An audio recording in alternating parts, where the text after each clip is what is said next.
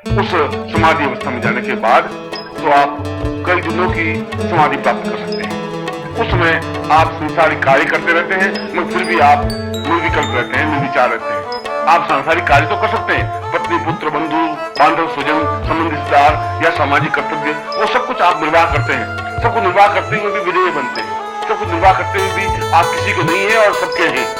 ऐसे स्टेज होने पर आपके चेहरे पर एक विशेष प्रकार का तेज बिंब प्रतिबिंब होता है। ऐसा लगता है कि जैसे ये व्यक्ति अपने आप में अत्यंत भव्य और अद्वितीय है, सुदर्शन है, देखने लायक है। बार बार आपको देखने की इच्छा होगी। आप यदि किसी को कुछ कहेंगे भी तो उसको एक पुष्प के समान अनुभव होगा। वह फिर भी चुंबक की तरह आपके पास खींचा हुआ चला आएगा, फिर भी आपके सानिध्य में रहेगा, आपकी सायुज्यता में रहेगा।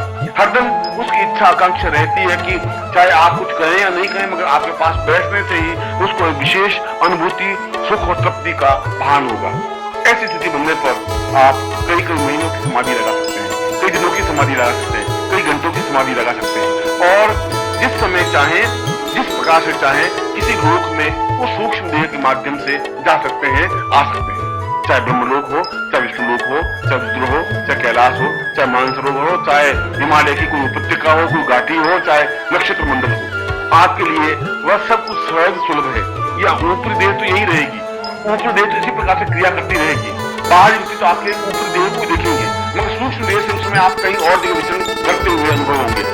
सूक्ष्म देह उस समय किसी और स्टेज पर होगी, और उस स्टेज पर होकर के आप वहां की स्थिति को देख सकेंगे, अनुभव कर सकेंगे, अपने जीवन को देख सकेंगे। और सबसे बड़ी बात की, इस जीवन में आप जो कुछ करना चाहते हैं, जीवन में जो कुछ देना चाहते हैं, जिस प्रकार से आपके जीवन का उपयोग हो सकता है, उस प्रकार से इस मनुष्य जाति को आप बहुत कुछ प्रदान कर सकेंगे। यह स्टेज, यह स्थिति अपने आप में जीवन की पूर्णता की स्टेज है, और इस स्टेज को हम अगर कलाओं में कहें तो ये 10 कलाओं को प्राप्त करने की प्रक्रिया है।